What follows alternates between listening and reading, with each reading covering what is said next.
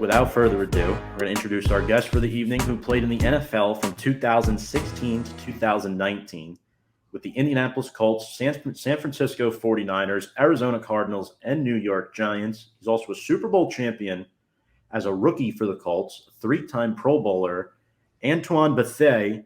Antoine, welcome to the show. Thank you so much for joining us. It's a How y'all pleasure. doing? How you doing, man? Thank you for having me. Absolutely. First Tone, want what's to good? What's up? What's up, say, baby? What's up, baby? How's it going? Good. first want to ask, how do you guys meet? The internet, the magic of the Yeah. internet. Yeah, right. Love that. Crazy world. On Twitter. Twitter, to be exact. Yeah. So the guys started the Man to Man Pod. I think they were episode 3 or 4. They were looking for clips or someone to do clips, and someone shot it my way, and I shot it out. Actually, AB is the one who got in touch with me, and then kind of felt like a good fit in a roundabout way. I'm a Michigan kid, military brat though. My family settled in Virginia Beach, which is in the 757. And if you know anything about Antoine is the pride of the 757. So we had a little bit of a bond there, and then it's just kind of rolled ever since. And the roles expanded, and producing and editing and social media and all the fun stuff, and it just grows and grows. So Awesome. That's awesome that you guys met that way. And Antoine, thank you so much for joining. Sam, Hank, and myself, all big Giants fans. We definitely love to have you on here. Can you plug your man-to-man podcast with Darius Butler and how that got started? Yeah, for sure. Like you said, now, man, I think this is going on next year, next March or April, what's it, year 4? yeah. Wow. Year 4. Yeah, year 4. Myself, Darius Butler, former teammates. We started it during the pandemic.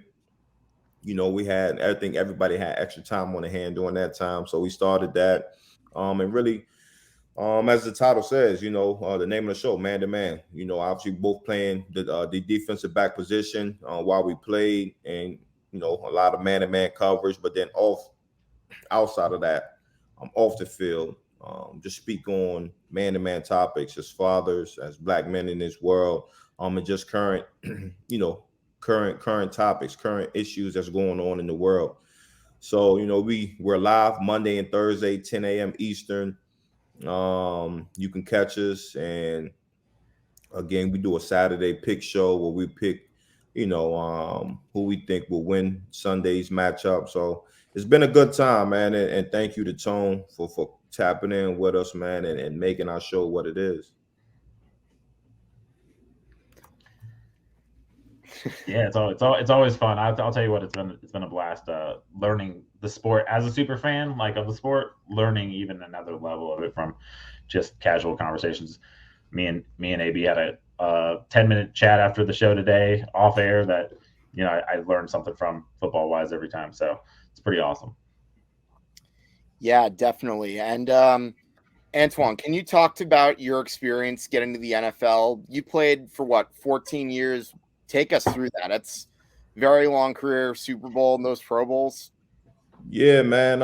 It was a journey, man. It's one of them things that I still to this day, I got to pinch myself to, really say, like, man, I was able to do that. Coming from Howard University, it's a HBCU. It's one of those small schools. Got drafted the 6th round to 207th pick to the Indianapolis Colts, man. And during that time, the Colts were rolling. Peyton, Marvin Harrison, Coach Dungy, man. So for me as a young player, man, going into that building, it was an eye opener. Looking at all those future Hall of Famers, and just looking at how it was supposed to get done, and how lucky I was to be able to walk into a winning culture. A lot of times, young players, you walk into a building where the culture isn't there, and you got to have to find your way through as you navigate through the NFL. And sometimes, as we all know, NFL stands for not for long. So a lot of times you're not able, or you're not lucky enough to be able to find yourself in an organization that does it the right way on all parts. But for me, man, I was lucky to be able to get in an organization like that. I played there my first 8 years in the league.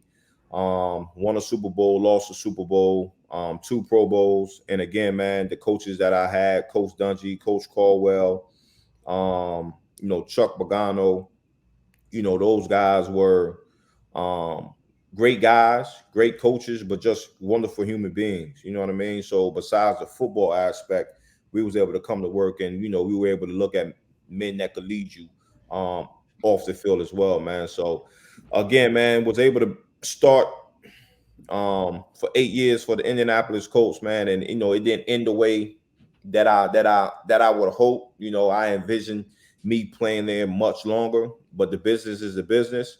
And I went out to the Bay, went out to San Fran, man, played 3 years out there. I was able to get another Pro Bowl out there, but again, had a great time out there.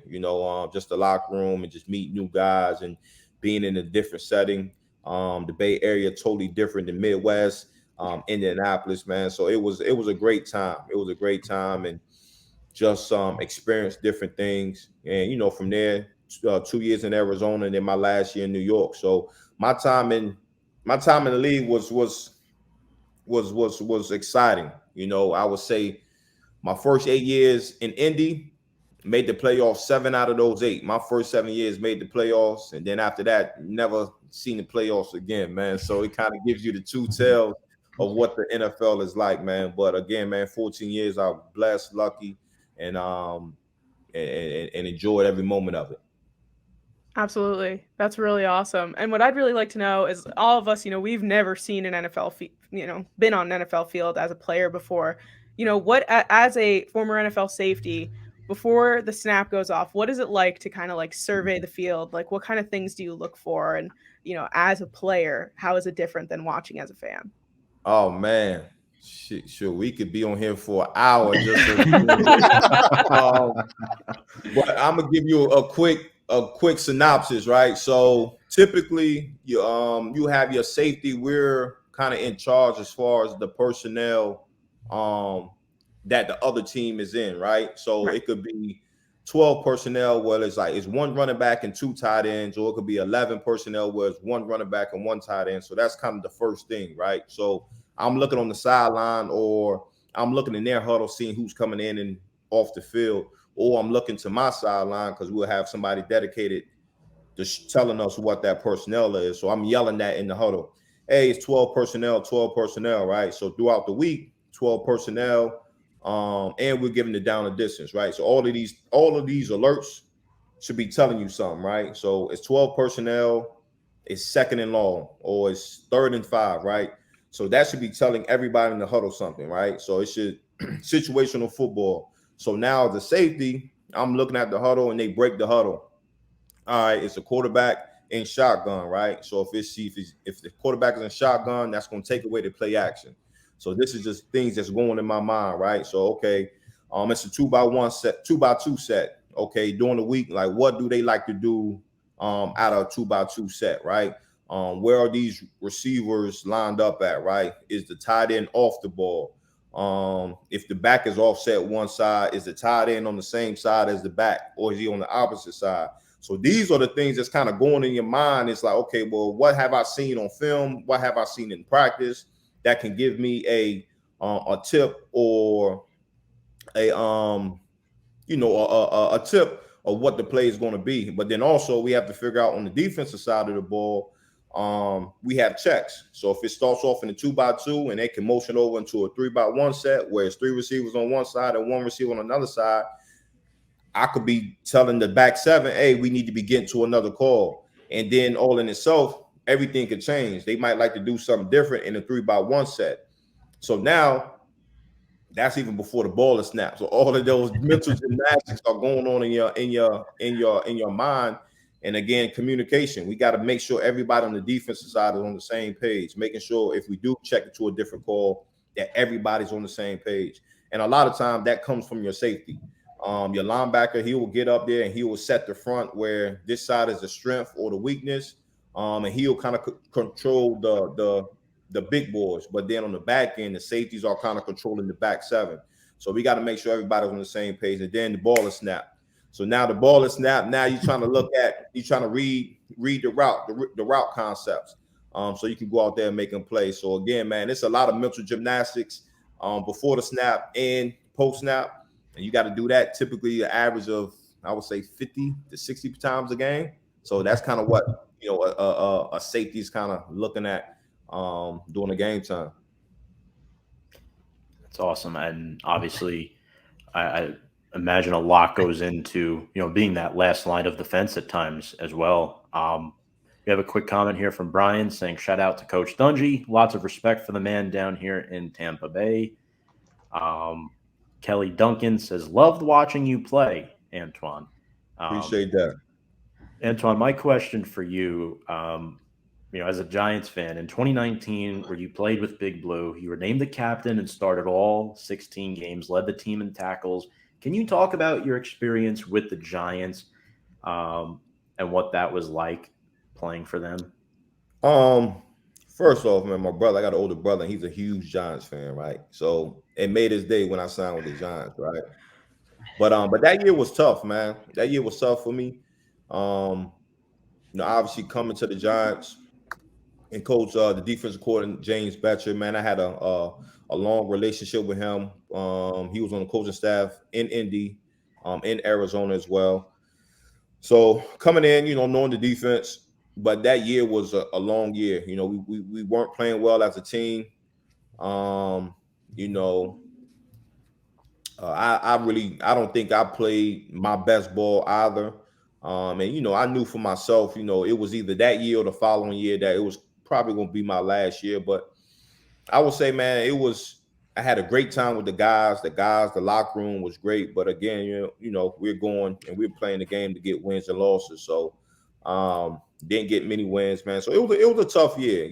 Obviously coming to a historic franchise. The front office was great. Again, like I said, the locker room was great. Guys were great. But when you're not getting a lot of wins, and when you were a vet, like I said, it was my 14th year. It was a long year for me. But I enjoyed my time in Jersey and going into the city as well. But as far as football, man, it was a tough year. Yeah, and let's talk about some of your former teammates. Obviously, we know still remaining from that team are Dexter Lawrence, who has been absolutely outstanding this year, Leonard Williams, and Julian Love, who I've also really become impressed with. As a former safety, can you talk about how Love's game has grown and developed since his rookie year in 2019 all the way up until now? Yeah, man. 2019, when he was a rookie, you can tell he had what it took to become one of those top safeties in the league. Just as far as instincts on the ball, being a playmaker, just in practice, punching the ball out. So you can tell he was a playmaker and he understood the game. And playing that safety position, it's about getting those reps. I think just football in general is about getting the reps. The more reps you get, the more comfortable you are in your in doing your job. And he's been doing that. Obviously has that C on his chest now. A captain. And he's out there making plays. He's a ball hawk, making plays on the ball. And one thing you like about Julian is that you can put him on different places on your defense. You can play him close to the line. You can play him in the post, and he has coverage skills. So his game is going to continue to evolve the more that he plays. I'm excited to see his growth. Definitely. Yeah, we love Julian Love on this show. We're a big fan of him, and he's really been impressing us this year. Day 3 pick. Sure. Day 3 picks, you guys. So what I'd love to know is, obviously you've played for many different teams, but Giants in particular, what do you feel like you're expecting from this current Giants team now that we're in the second half of the season? Like, do you have this momentum of going up still, or do you think that they're going to start to decline?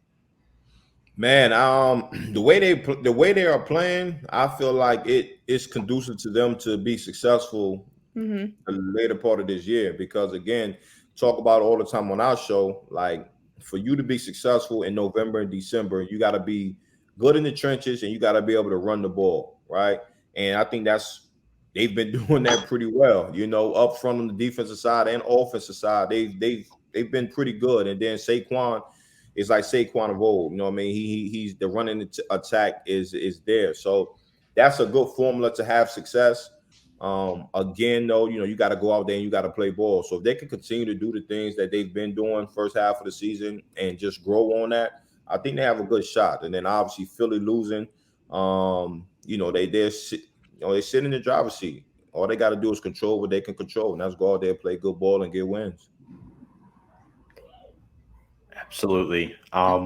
We have a fan question here for you, Antoine. Okay. This might be a little interesting one. What would you pick as your favorite play of your career? This was asked by a fellow Georgia native. My favorite, man. I would say, man, my only pick six in San Fran against Phillip Rivers. That was my one and only pick six. So that's one of the plays that sticks out for me personally. Awesome. And we have another question here from Kelly. Who is the most interesting teammate you've ever had? Interesting. Like that one. Yeah. Oh man.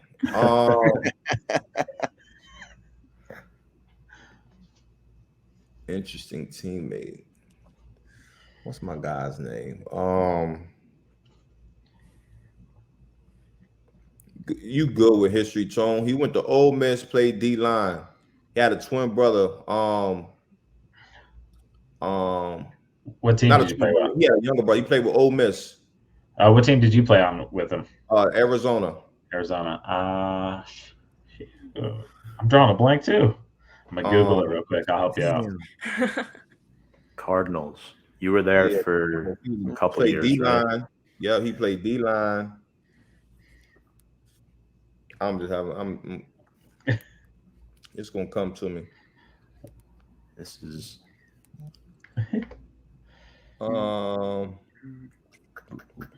we do have a couple more if you guys it's a tough last name, isn't it? It's like Ngakwe. Ngakwe, something like that. Robert Kimdichie. Yeah, that's Robert Kimdichie. I would say he was the most interesting teammate that I've had. Awesome. Another question here. This one's coming from Garth from Florida. AB, did you get to know Mike Hart during your time in Indy? He's a small town Western New York guy who was there behind Edgerrin James at running back for the Colts. Yeah. Me and Mike, we played on the team together. Edgerrin was gone at that time when Mike got there. It was Joseph Adai who was there, but now Mike Hart, Western NY legend, a Michigan Wolverine legend. So yeah, Mike Hart, man, he did his thing when he came down to the Colts. That's awesome. And one more here before we get to a couple questions for you, Tone. Don't worry, Tone. We got plenty of we didn't forget about you for you as well. Of course not.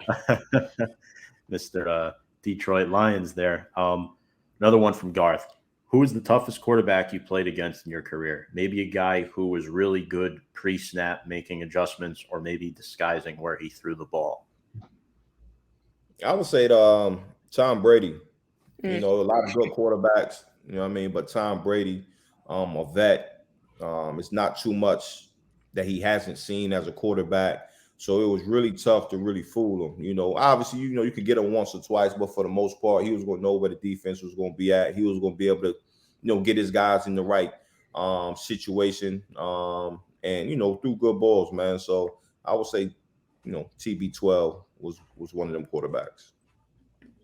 Fun fact, AB is one of 8 guys tied for the lead for most interceptions against Tom Brady. I know he won't brag on himself. But. Wow. Another fun fact. He is 20th on the all-time NFL tackles list in NFL history. I think get him in the Hall of Fame. I'm not going to look at my notes. I'm thinking the number 1,334. Oh, close. Is that right, or is it off? You won off 1,333. Ah, okay. So close. I believe the Actually, AB, I believe the NFL actual count gives you 1334. So Oh yeah, so I'll take it. take an extra one. I'll take it. Well, I'll tell you what, if we're playing by Price is Right rules, I think Tom gets the extra $500. Yeah.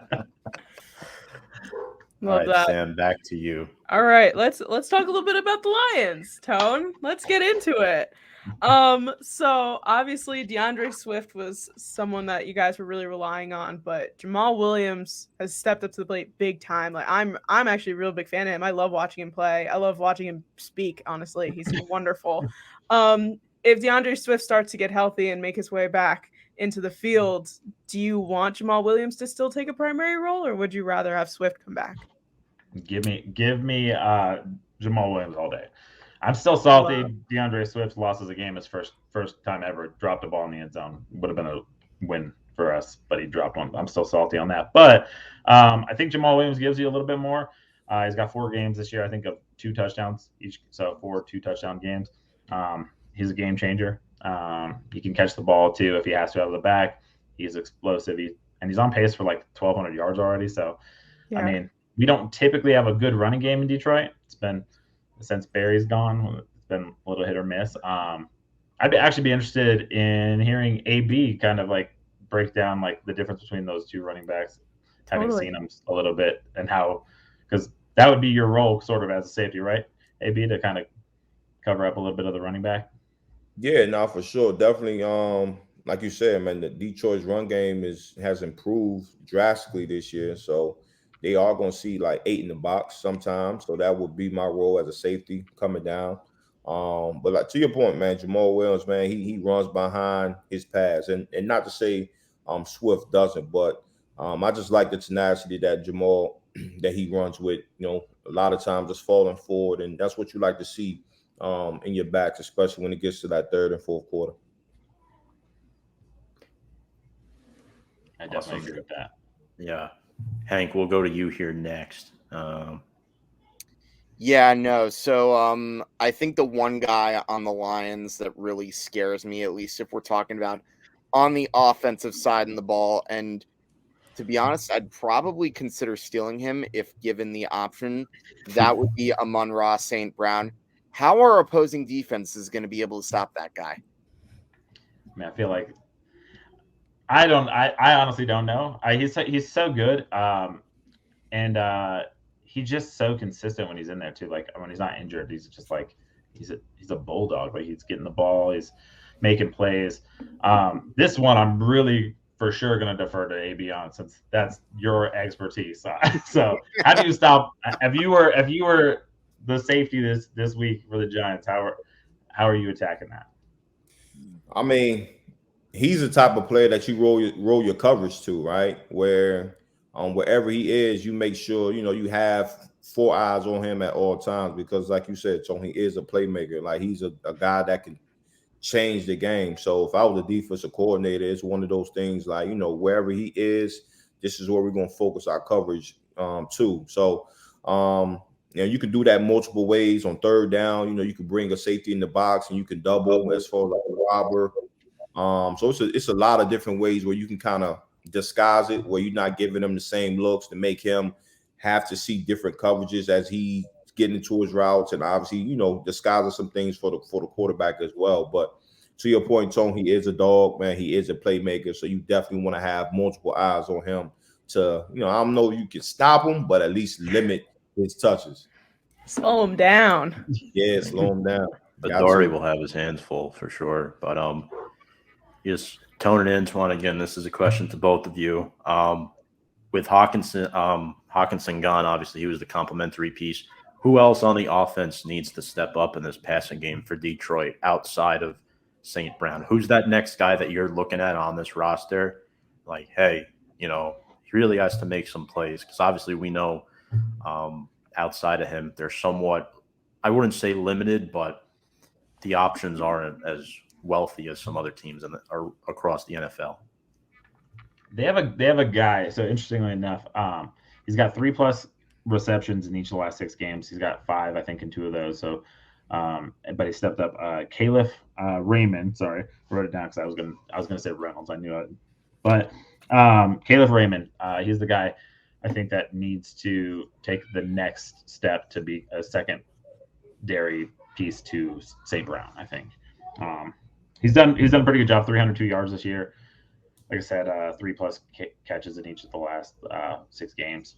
He's really come on these last couple of weeks. So I think he's the guy that probably has to take up that work that Hawkinson's dropped off. I'm gonna go to a totally different position. I'm gonna say golf, man. I think Jared Goff has to do some things to be able to get people into that role. You know, find somebody that he's confident with, who can pick up some of that slack. So I'm gonna leave my hat and say Jared Goff. Good pick. I love, Tom mentioned TJ Hawkinson before. Obviously that's very fresh, very new to not have him on your team. What was your reaction to that? I was baffled that they sent him to the Vikings of all teams. I don't like it. I don't, especially for what we got for him. Not really a great. I mean, I think we got a 2nd and 3rd pick, and I think we gave him in the conditional 4th or something like that. Mm-hmm. Didn't really feel like what you get for like a guy that a Pro Bowl caliber tight end. I mean, like, especially sending him in division to. I mean, hopefully, the Vikings are playing good, so if we're not going to win it this year, if they go get it, cool. But yeah, I liked Hawkinson. I thought he played really well. I didn't see the point in getting rid of him unless he somehow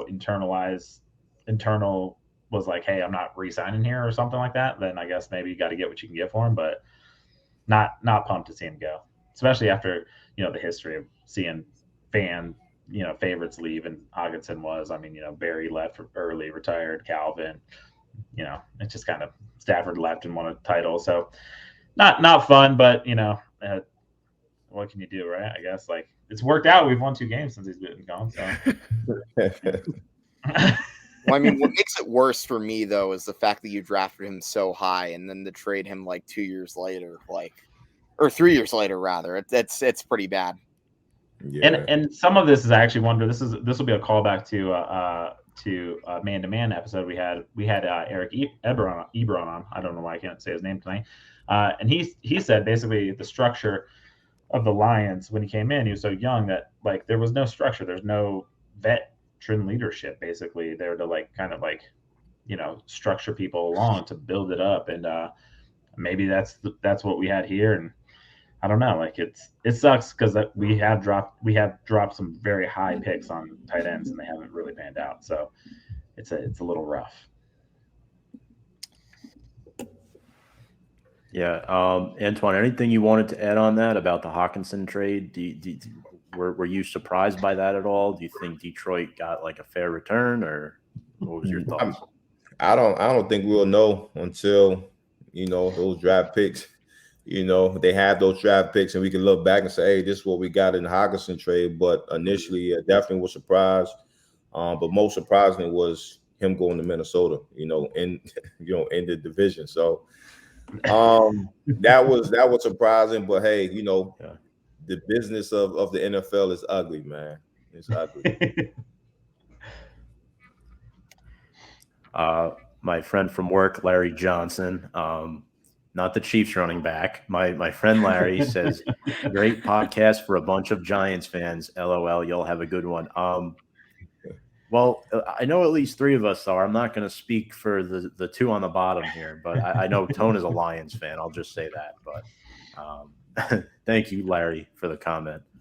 Larry played defensive back at the University of New Haven as well, so a former collegiate defensive back like you, Antoine. So okay, shout out Larry.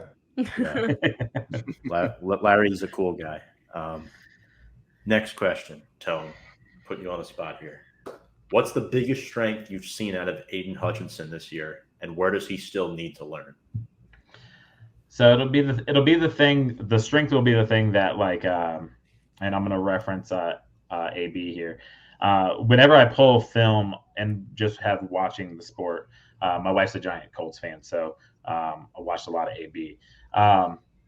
AB was always around the ball, always around the play. That's, I think, the biggest strength for Aiden Hutchins right now. He's always near the play. He's always near the play, making the play. The play he made in the Packers game, obviously, he's near the ball. He makes that play. He falls into a sack. He seems to always be around the play. And vice versa. The biggest weakness is I think sometimes he erratically is doing so, like not in control. Sometimes he's like just takes a little bit too much time to get near the play. So it's a double-edged sword for that. But I will take the plays where he's making them. If he can figure out a way, I guess, to harness that. And I don't know if that's something you can do. I think that maybe that's just a playing style. But sometimes it seems it's a little bit. He's like, oh, it's going to be a run. I'm gonna, go where I think I'm going to go, and he's out of position. But he seems to make himself back into the play just with his athleticism. So maybe more pre-snap or something like that, I would guess. Yeah. So I think if we're talking about the Lions, I think the next guy I got to talk about is someone that Tom and I are definitely big fans of, just because, after all, I guess you could call him a Giants legend. He was our tight end during that 2000 Super Bowl run. But obviously, I am, of course, talking about the wild and crazy man, Dan Campbell. And I personally enjoyed watching him on Hard Knocks this past season. He seems like a guy you just would love to run through a brick wall through and have fun for. And it seems like they're playing very competitive football for him. However, in my honest opinion, I've also seen a lot of moments where he's made some very horrible in-game decisions. And I think the Vikings game is a big example, because I don't think I would have kicked that field goal with 50-plus yards when I could have either punted it and given the Vikings a long drive, or just gone for it anyways, just to try to clean up the game clock. But that's neither here nor there. My question for you is, do you feel that Dan Campbell has gotten a good amount out of the squad, and do you see him being there as the head coach for long term? I think he's gotten a good amount out of the guys who are willing to be Dan Campbell type of guys, I guess I should say.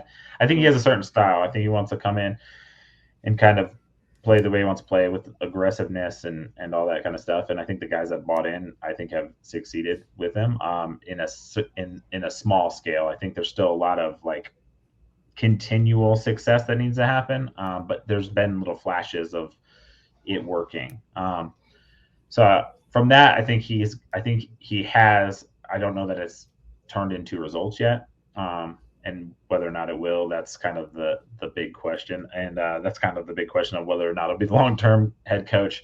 For me, and I know we've had this conversation on the man-to-man pod, a successful season, I think, is probably some 8 wins. I don't know that that's realistic this year.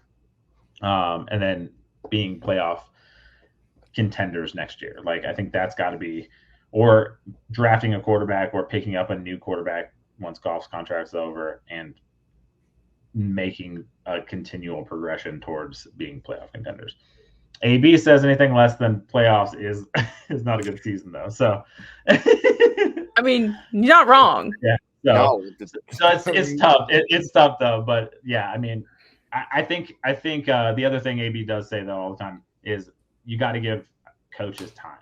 And I think for him, I think he should at least have through next season without even having to worry about it, and then reevaluate then. But I think if he gets 5-6 wins here this year, and you're looking at being a potential playoff contender next year, or close, just outside, then I think you re-up him and you let him continue to build. The worst thing we did was get rid of Caldwell. He was our best coach. We should have kept him. I think we got too used to having some successful seasons, and we had a little drop back, and we were like, nope, can't do that. And then we've been terrible ever since. So I think you got to give him time.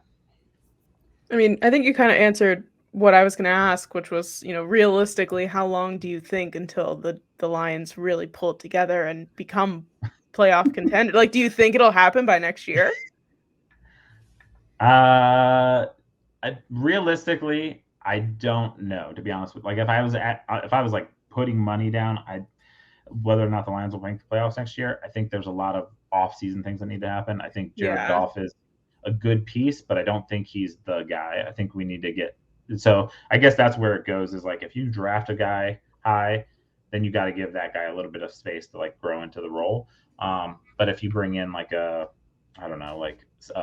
decent vet that's like got some skills, then I think you're ready. Like kind of like the Colts are doing right now. Like, you bring in you should be in the playoffs every year. You bring in a guy who's shown he can succeed at quarterback, and like that's so it's two different avenues, I think. But either way, I mean, if Dan Campbell has us looking going up, I think you kind of let him run that next 2-3 years of a rookie quarterback or whatnot, and see where it leads you. How you feel about that, AB, as a player? Like, how would you feel if you were year 6, 7, 8 on that like trajectory? I mean, I think that's how the funny. Like it's just a funny space to be in because again, you do have to give a coach time to build a culture. You know what I mean? And sometimes that time that you're trying to build that culture and you're trying to put your footprint on the team, those years could be ugly. And if the owner or GM is not willing to have that patience with you, so you to go through that process, it'll be tough because now it's like, okay, we're bringing a new coach in and the new coach is trying to do the same thing. You know what I mean? So like when would the tide change? So to your point, I definitely feel like Dan Campbell is like putting his footprint on this team. It's just a matter of fact where, if they finish below 500 this year, I think he'll definitely start the year next year, but it will be a situation where, okay, like how's the team looking next year come midpoint or, first, I'll say midpoint of the season, and then you can make a decision. But it's tough. It's tough, especially when you're getting rid of one of your top playmakers on the offensive side of the ball.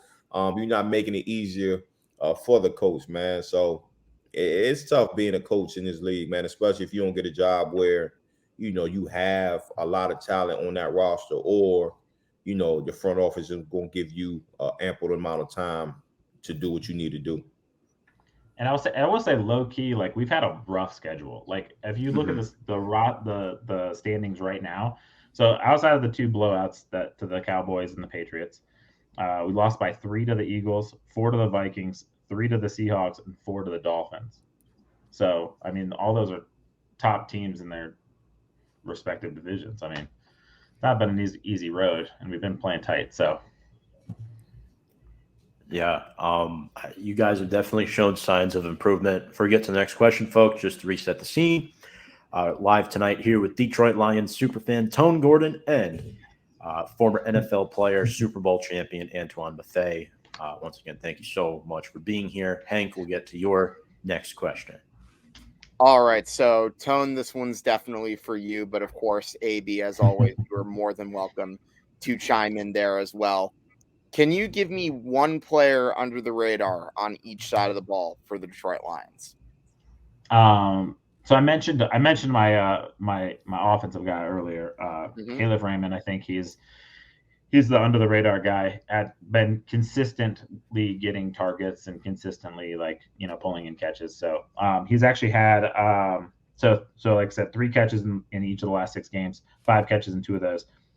He's had longs in those games of 21, 20, 20, 43, and 21. So he's put up some big plays in those receptions as well. Defensive side of the ball, Kirby Joseph. He was really the reason why we won the Packers game. I mean, honestly, he had 3 PBUs, 2 interceptions, 10 tackles. But he's been consistently getting better in the last couple weeks as well. So. That's good stuff, Tone. I'm a ride with Tone on that. Yeah, definitely good answers, guys. I do want to ask Tone, if you had to steal a player from the Giants, since you're a Lions fan, I'm going to ask you this directly. Who would it be and why? Earlier, I chose Frank Ragnow because, again, I'm a big offensive line guy. I think he'd be an upgrade over John Feliciano, who I think is more of a guard. But who would you steal from the Giants? I'm gonna. I'll be honest. So I was a sort of a neutral on this player, and AB has made me like a fan of his by just like talking him up. But Daniel Jones, if I could replace Jared Goff with Daniel Jones, I think the thing that Goff could do to help us more is run the ball. If you gave us Daniel Jones's running ability, plus he's basically similar in what he can do in the passing game as Goff, I think we might have 2-3 more wins this year. So I would take Daniel Jones in a heartbeat. Danny Dimes. We have to ask you now, AB, what's your thoughts on Daniel Jones? You're number 4. Obviously, you were teammates with him for his rookie year. Him and Eli in the quarterback room back then. What have you seen from him from year 1 until now? What have you liked from him? Man, I think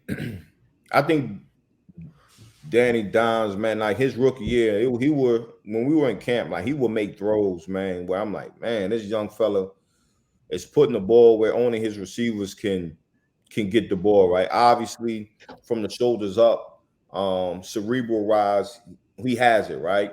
I would say, I think anybody would say, even he would say, like the knock on him was, protecting the ball, right? The turnovers, but even with that, he was still playing some solid ball, but the turnovers were in crucial moments, crucial times. And, my thing was like, man, if you can correct this, man, like he's going to be a hell of a player. And this year, having Saquon back, the run game has opened some things up. You got Darius Slayton, they came in the same year. Darius Slayton is getting involved more. Wandale Robinson, man, rookie, man, he's coming out making some plays, man. So DJ, man, I think sky's the limit for him. He can continue to grow. Coach Dayball, he's come in and he's catering this offense to his strengths. And I think sky's the limit for him. They need to pay the man. For sure. We all think the same thing. Pay the man. Yes, Sam, can you elaborate on that a little bit? Your feelings for Daniel Jones and what you're thinking? I've been a Daniel Jones believer since they picked him 6th overall in the draft. I've been standing by that man for quite a number of years and been patiently waiting for him to break out because we knew he could, and now he finally has the right coaching staff at least, and he doesn't even have the right tools on the field to do it, and he's doing it. So I agree wholeheartedly. I think that he should definitely get a contract by the end of the year. Oh, it goes without saying, but I pretty much second that opinion. I mean, yeah. Daniel Jones is pretty much a leader. I mean, look, Tom, we pretty much discussed it earlier, but let me reiterate this once again. When your old coach, who was much maligned, had been like thrown under the bus, fairly or not, make no mistake, I don't think that he did a great job during the past 2 years, and he goes out on the record and says that Daniel Jones deserved a lot better.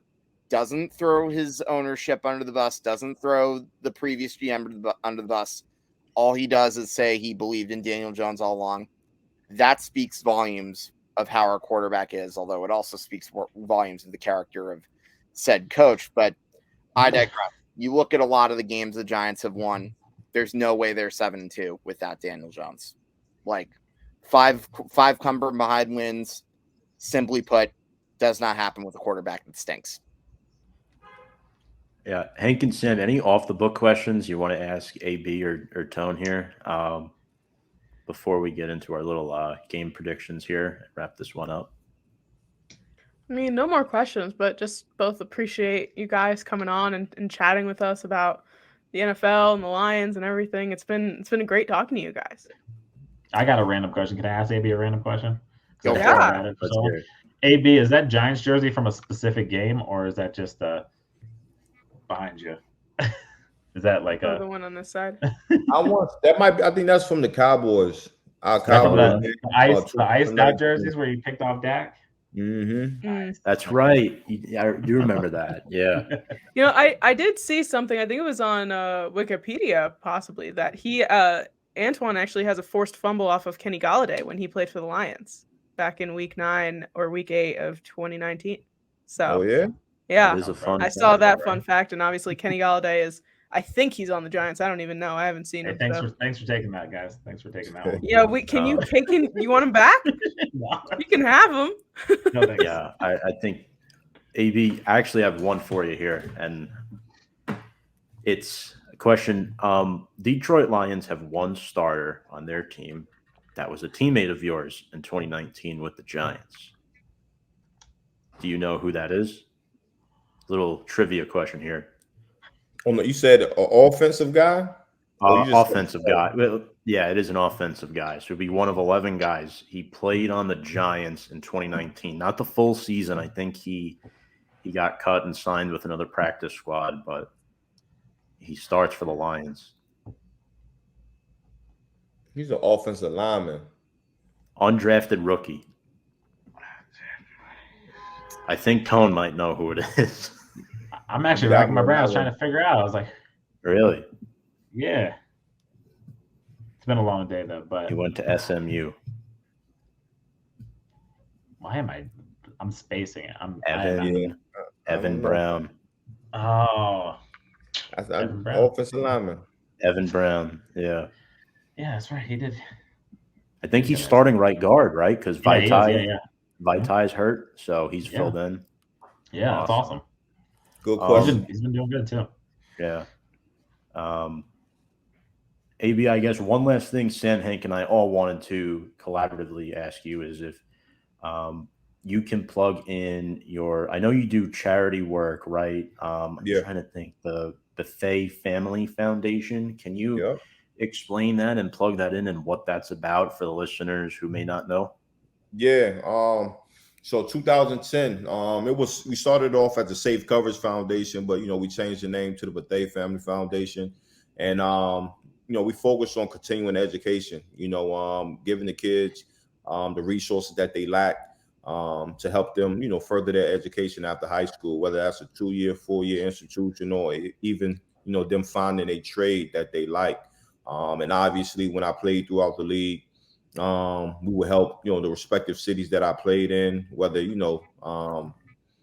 turkey drives, Christmas giveaways, or whatever the case may be. But yeah, now we focus mainly in my hometown that I grew up in, Newport News, Virginia, helping the inner city kids. So we've been doing it for over a decade, man. We love giving back, having an impact on the people in the community, man. So if you want to make a donation, you can go to AntoineBethea.com. The Bethea Family Foundation. That's awesome. We'll definitely. And I will say, from getting to know Antoine over the last couple of years, super genuine dude. Like, you couldn't ask for a more genuine guy. Also, I'm just gonna big him up again. 2-time Multi-Paint Man of the Year. Just heads up. Appreciate it. That's Appreciate right. It. 2 times too. Wow. That's awesome.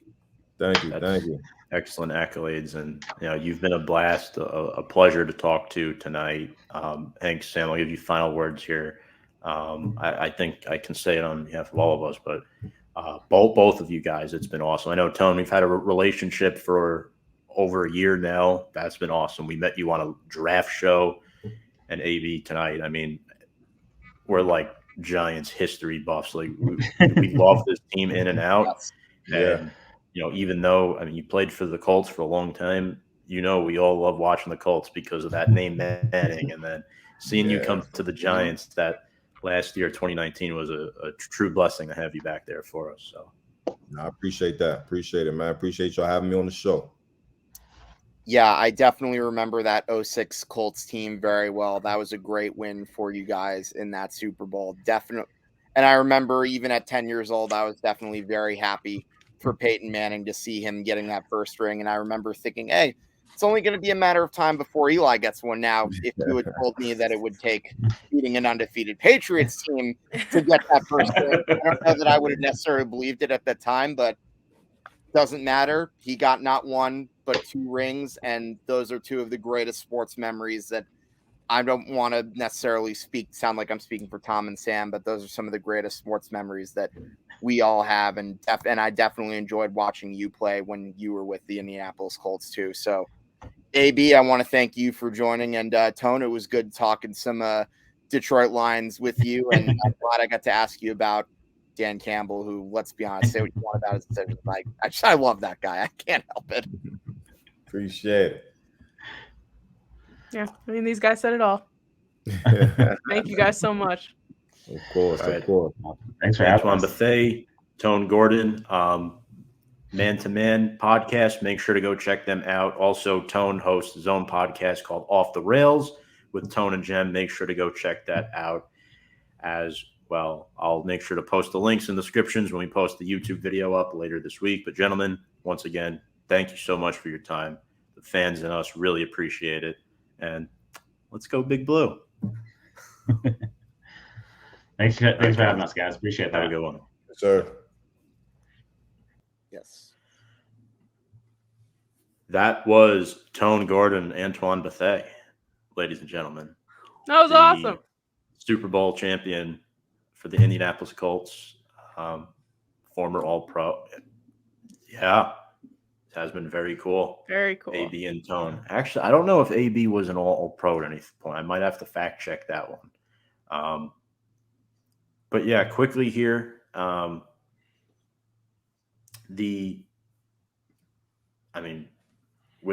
me at least, I just feel like that might have been that's up there for one of the best interviews that we've ever done. So that was definitely a pleasure. But time to predict this. Hank, I'll start with you. Who do you got? Week 11.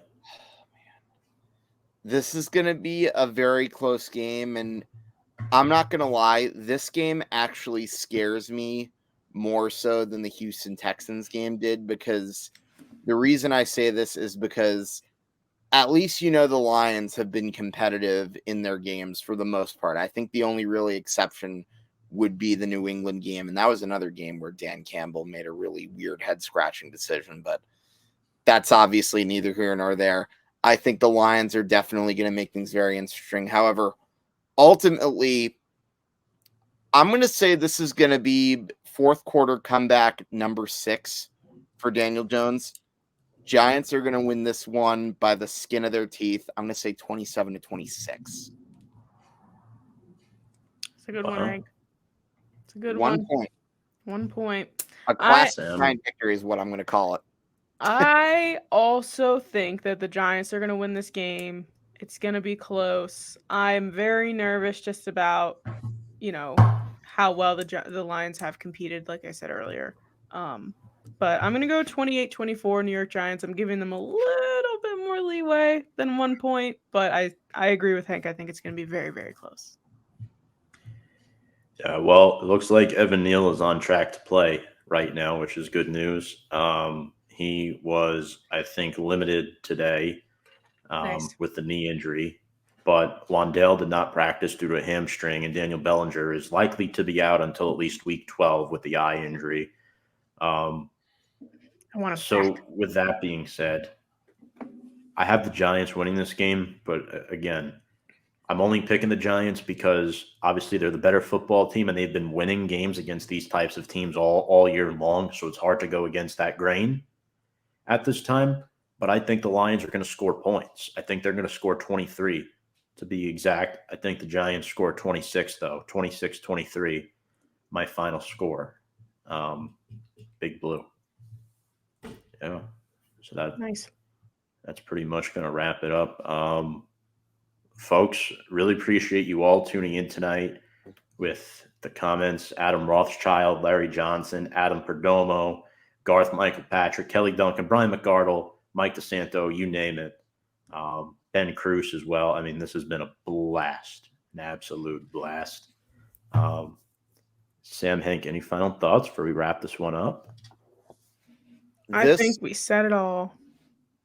This was a lot of fun, man. Like, I knew one day we were going to get a former Giant. However, I did not think that would happen in year 3 of the existence of this podcast. So that was very cool to get some insight and hear some takes from a former NFL player. And of course, Tone Gordon also did an excellent job in sharing his opinions on his beloved Detroit Lions. But most importantly, as usual, Tom and Sam, I had a blast once again doing this show with you guys. And as usual, I'm looking forward to next week. And by the way, as a matter of fact, I just bought my ticket for Sunday, so I am super hyped up. Let's go. Have fun, Hank. I'll be watching from home. We'll do. Looking forward. Hopefully, you bring us some good luck. On behalf of Antoine Bethea, Tone Gordon, Sam Cardona, Hank and Dichter, I'm Tom Scavetta saying good night. Without further ado, let's go Big Blue.